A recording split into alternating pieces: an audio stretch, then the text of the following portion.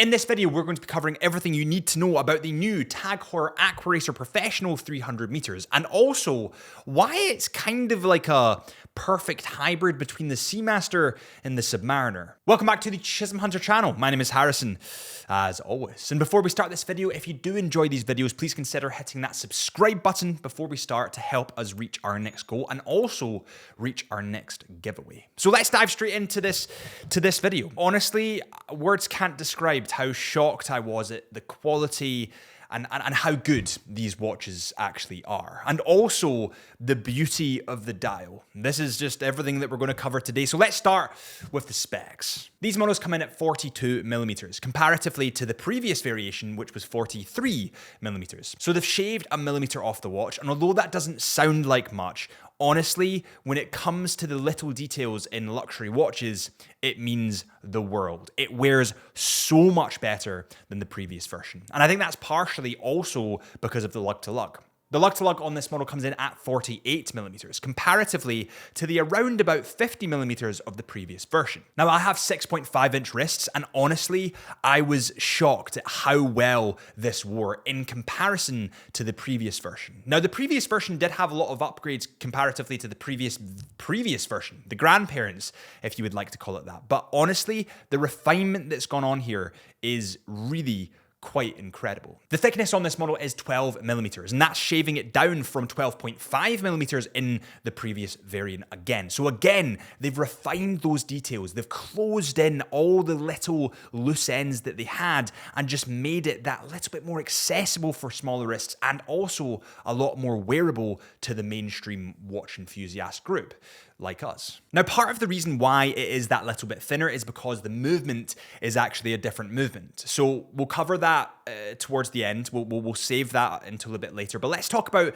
the stainless steel, the bracelet, the details that you guys need to know. So the bracelet, of course, comes in stainless steel, and it has a 3-link approach. There's a bigger middle link than obviously 2 outer links. And the bracelet does not have a fixed link when it connects to the head of the watch, which means it drops straight down. And typically when you do have fixed links, for example, in this watch here, this is the new Longines Spirit Zulu time, you can see that it has fixed links, so they come out that little bit more on the left and the right. That means that the lug-to-lug isn't actually the lug-to-lug, because technically it is extended a little bit, but on these models, it isn't extended. It is a lug-to-lug 48. Now, when you do get to the clasp at the bottom, you can see it's deployant clasp, and it opens like so, really, really nice and easy. And also, it has micro adjustments. So let's say it's really, really cold and your wrist naturally slims down a bit. All you need to do is push the 2 buttons at the side, boop, and put it in. Let's say it's really, really warm, it's summer at the moment, you're traveling, push those little 2 buttons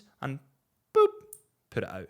Honestly, it's so easy to use, so refined, it is brilliant. Now, there are a couple of different variations to this watch that we'll put on the screen at the moment, and you do also have the option of a GMT model or a couple of GMT models in this new line of Aquaracer. But today we only have the date versions, not the GMT versions. Now, something that I would have loved to see on this model is a quick release functionality. I know that they have rubber straps that would fit on this watch, and they do sell the rubber strap variation, and it's super sexy with rubber straps. And I do think that sporty diving watches just work with rubber straps. I've actually just ordered a new rubber strap for my OMEGA Seamaster because I think the black rubber strap with the white dial works just insanely well. And on that note, what is on your wrist today? Please let me know in the comments. It's time for the Chisholm Hunter tradition. I can never get that word, which of course is the wrist check. The bezel on this model is a ceramic bezel, and it is a unidirectional ceramic bezel. The bezel clicks on this watch are something that I wanted to talk about really quick. Listen to this. Oof, that's subtle.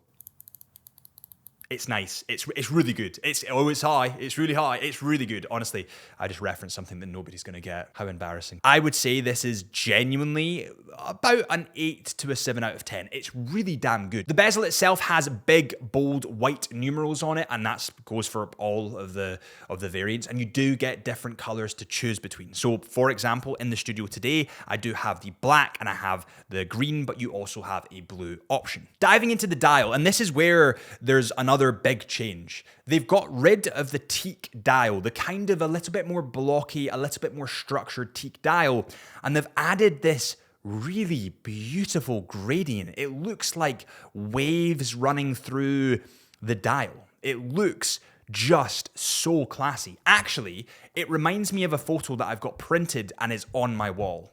And I will show you that right now.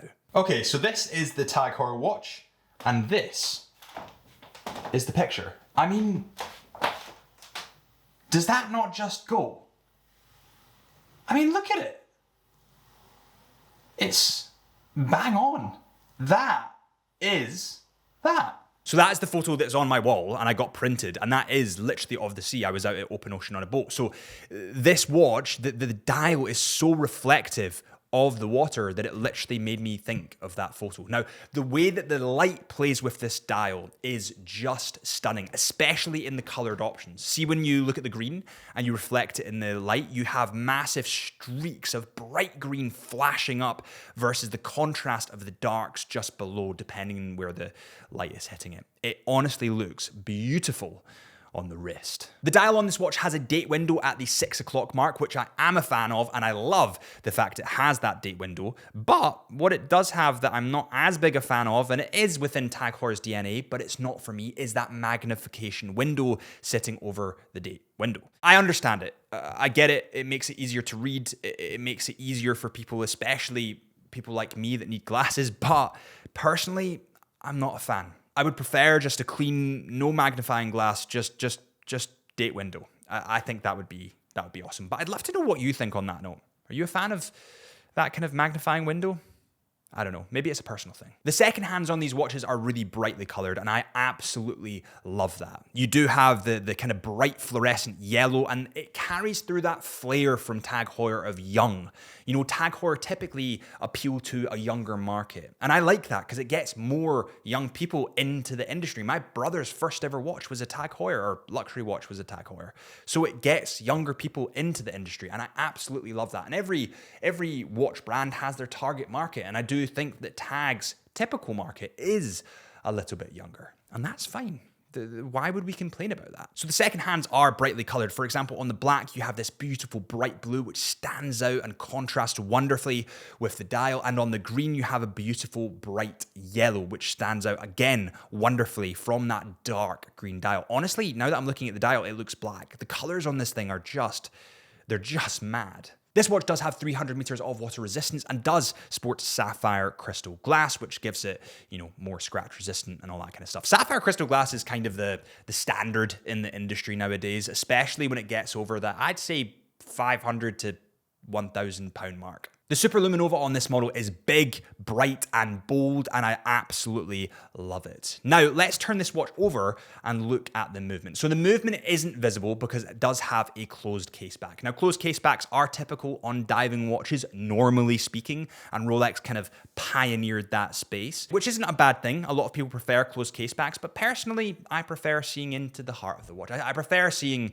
the movement. Now, something that Tag Heuer have come forward and admitted is they have had a change in their movement. So they use a Sellita base and then they modify it slightly to make it their own. But Tag Heuer are being very open and transparent about that. And I've said in multiple other videos, just because something is a mass-produced movement does not mean it's a bad movement. And I would much rather have a Sellita movement with these specs than an own in-house movement that's just not as good. The Sellita movement in this model is a powerhouse. But before we dive into that Sellita movement, if you do want to see the other color variations of this watch or the GMT models of this watch, then head to the Chisholm Hunter website, where we're actually official stockist of Tag Heuer watches. That is chisholmhunter.co.uk. That is chisholmhunter.co.uk.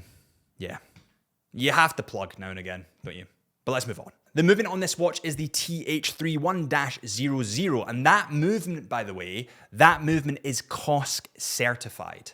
COSC certified. This movement is, of course, fully automatic, and it has 80 hours of power. Yes, you heard me, 80 hours of power in only a 12mm thickness. It beats at a frequency of 28,800 VPH. There's honestly a lot on this watch that reminds me of the Seamaster. I mean, the bezel and obviously the dial reminds me of the Seamaster. And then there's a lot on this watch that reminds me of the Submariner. The basic look and feel of it kind of reminds me a little bit of of a Submariner. I think they've kind of spliced the best of the Submariner and also the Seamaster and implemented it into the Tag Heuer watch in their own kind of Tag Heuer way. And I really like that. They're moving up in the world, and there's been a gradual progression in Tag Heuer, especially when it comes to movements in watchmaking over the last 3 to 5 years.